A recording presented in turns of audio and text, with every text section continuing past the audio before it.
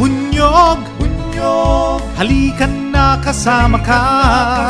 Bunyog, Luzon, Visayas, Mindanao, isa ang pananaw. Sa bagong Pilipinas ang bunyog isisigaw. Bunyog, bunyog.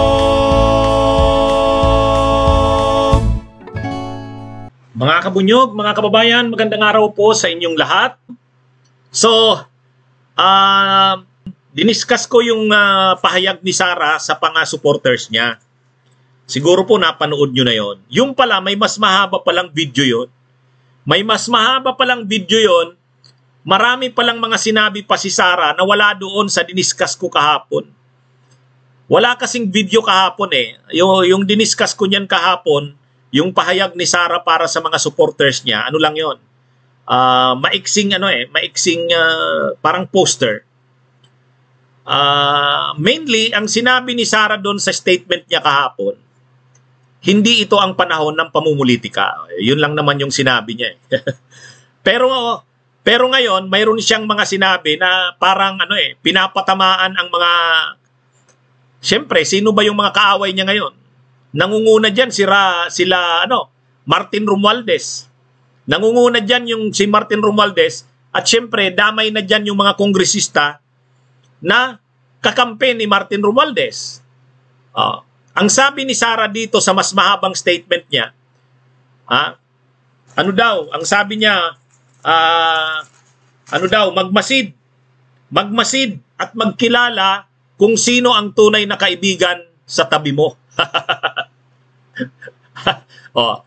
Sa tingin nyo mga kabunyog, sino kaya ang pinapatungkulan niya dyan? Magmasid daw at magkilala kung sino ang mga tunay na kaibigan sa tabi mo.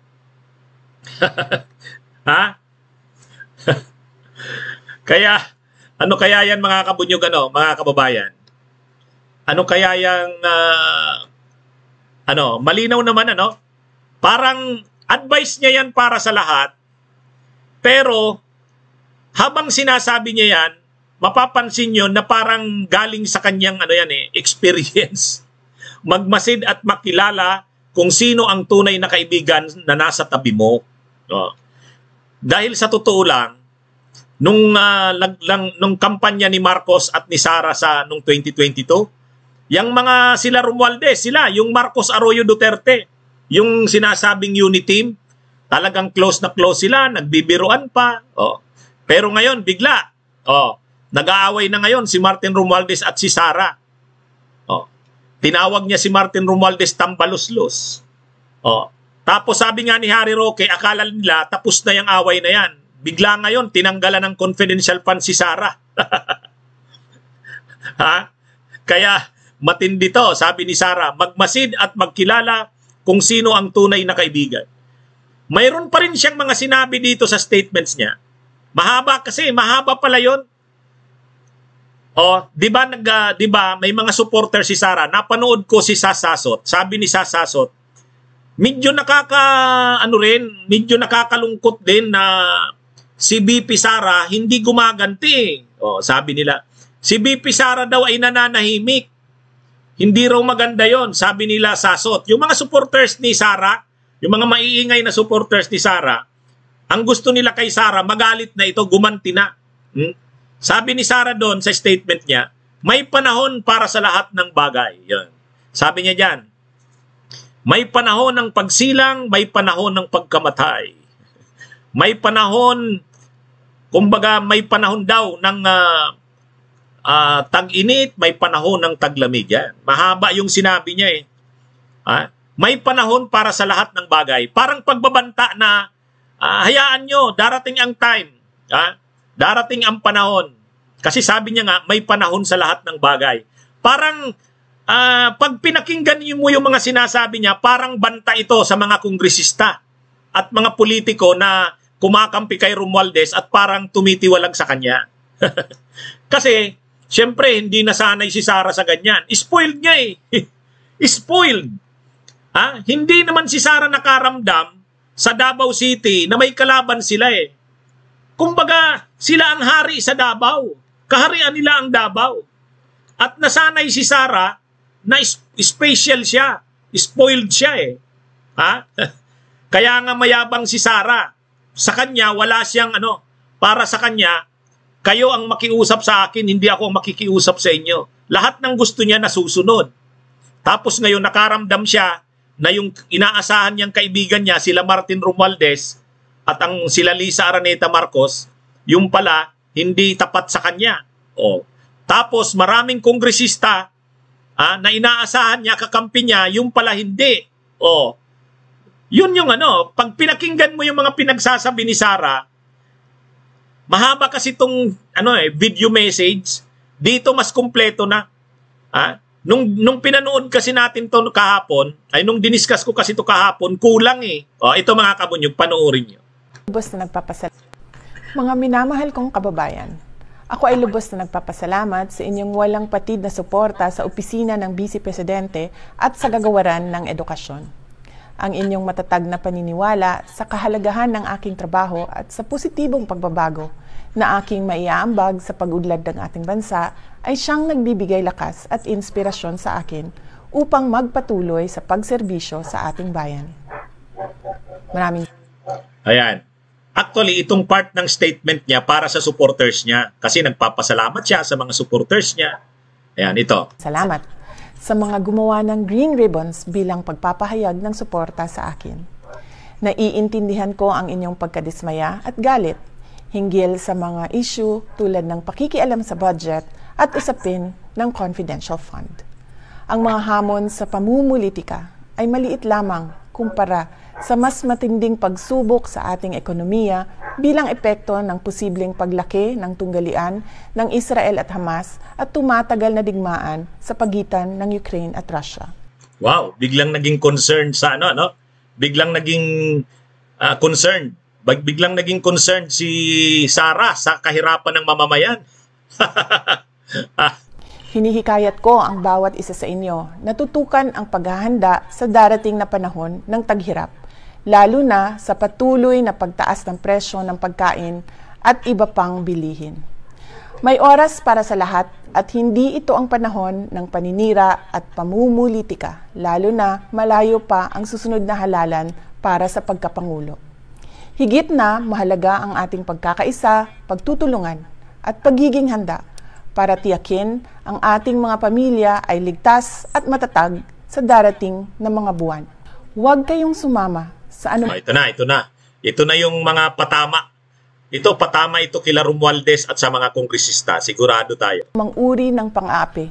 Sa halip, sa mga oras ng kagipitan, magmasid at magkilala kung sino ang tunay na mga kaibigan na nasa inyong tabi. Lahat ng bagay sa mundo ay may kanya-kanyang panahon. May panahon ng kapanganakan at kamatayan. Parang pinaparinggan niya yung mga kongresista. May panahon din maggaganti ako sa inyo. Hindi pa ito ang panahon. Kaya may mga nagsasabi na supporters niya, nalulungkot daw sila kay Sara kasi nananahimik daw, hindi gumaganti. Parang pinaparinig dito ni Sara, may panahon para sa lahat ng bagay. Panahon ng pagtatanim at pag-aani. Panahon ng pagsugod at paghilom. Panahon ng pagwasak at pagtatayo. Panahon ng pagluha at pagtawa. Panahon ng pagluluksa at pagsayaw. Panahon ng pagkalat at pagtipon ng mga bato. Panahon ng yakap at panahon ng pag-iwas sa pagyakap. Panahon ng paghahanap at pagtigil sa paghahanap. Panahon ng pag-iingat at pagtatapon, panahon ng pagpunit at pagtahi, panahon ng katahimikan at panahon ng pagsasalita, panahon ng pagmamahal at pagkapuot, panahon ng digmaan at panahon ng kapayapaan. Sa bawat yugto ng ating buhay, mahalaga na piliin natin ang kabutihan, pagkakaunawaan at pagkakaisa. Sa bawat panahon, maging matatag tayo sa pagharap sa hamon at maging handa sa pagtanggap ng pagbabago.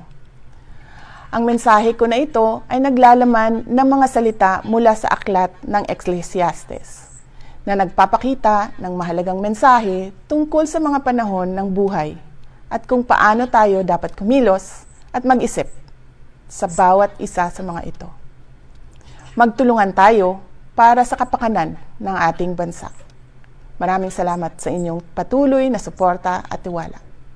Mga kababayan, patuloy tayo maging matatag sa pagtaguyod ng isang bansang makabata at mga batang makabansa. Anong masasabi niyo mga kabunyog? Di ba? Yung mga may panahon daw ng pananahimik, may panahon ng pagsulong, may panahon daw ng parang may panahon ng pag-atake, may panahon ng pananahimik. So, parang nagbabanta sa mga kumakalaban sa kanya ngayon, na tingin niya kalaban niya, may panahon para sa inyo. Alam niyo mga kabunyog, mahaba pa to. Yung kanyang ama, si Digong, maraming pinagsasabik kontra sa kamera. Sa tingin niyo ba mananahimik yung mga kongresista? Hindi. Kaya mahaba pa to. Mahaba pa tong magiging away na ito ng mga unithieves. Buti naman yan, mag-away-away sila. Kaya yan si Sara, ano siya? Kung actually ang totoo doon sa mensahe niya, mararamdaman mo, tinamaan siya eh. Tinamaan siya kasi yung akala niyang mga kaibigan, hindi pala. Imaginein mo nga naman, alisan ka ng confidential funds. Hindi mo pa yan naranasan sa buong buhay mo. Kasi ang tagal nyo na buhay kayo na parang mga hari, reyna, prinsesa, prinsipe ng Davao. Kaharian nyo ang Davao eh. Di ba? Tapos ngayon, bigla inalisan siya ng confidential funds. Talagang sobrang pagpapakapahiya yun sa kanya. Ang totoo, ang dami niyang sinabi, ang dami niyang dinada. Simple lang naman. Ipaliwanag niya lang naman sana saan napunta yung confidential funds niya. Yung transfer ng Office of the President noong 2022 na 125 billion na confidential funds. Ipaliwanag niya lang saan napunta. Tapos, wala nang issue yan eh. Kaya lang, wala. Talagang marami pa siyang mga dada. Sabi nga ni Risa Hontiveros, mas madami ka pang patutsada kaysa paliwanag eh. Yan ang totoo. Okay, mga kabunyog, mga kababayan, pinanood ko lang sa inyo. Kumpleto yun napanood nyo. Ang matindi daw na sinabi niya, magmasid at magkilala kung sino ang tunay na kaibigan. Kasi naranasan niya yan eh. Naranasan niya yan. Diyan, malalaman niya na sila na mga magnanakaw at mandarambong walang permanenteng kaibigan. Walang permanenteng kaibigan. Sa kanila ng mga trapo, walang permanenteng kaibigan. Lalo pa sa parte ng Marcos at ng Romualdez, nasarapan na sila sa Malacanang. Bakit si Sara Duterte ang imamanok nila sa 2028? Samantalang masarap na ang buhay sa Malacanang ng Marcos at Romualdez. Kaya nag-iisip na ang Marcos at Romualdez, sino ang pwedeng pambato nila? Kung kayanin, kung lumakas si Martin Romualdez, bakit si Sara Duterte? Ayun, yan ang nangyayari diyan. Kaya ganon ang mga laman ng sinabi ni Sara. At yung mga kongresista na inaasahan niyang kakampi niya, inalis ang kanyang confidential funds. Masakit talaga yan. Masakit talaga yan. Okay, mga kabunyog, mga kababayan, mabuhay po tayo. Magandang araw sa inyong lahat. Bunyog, halikan na kasama ka. Bunyog, kapag buklod ay may pag-asa. Luzon, Visayas, Mindanao, isa ang pananaw. Sa bagong Pilipinas ang bunyog isisigaw. Bunyog.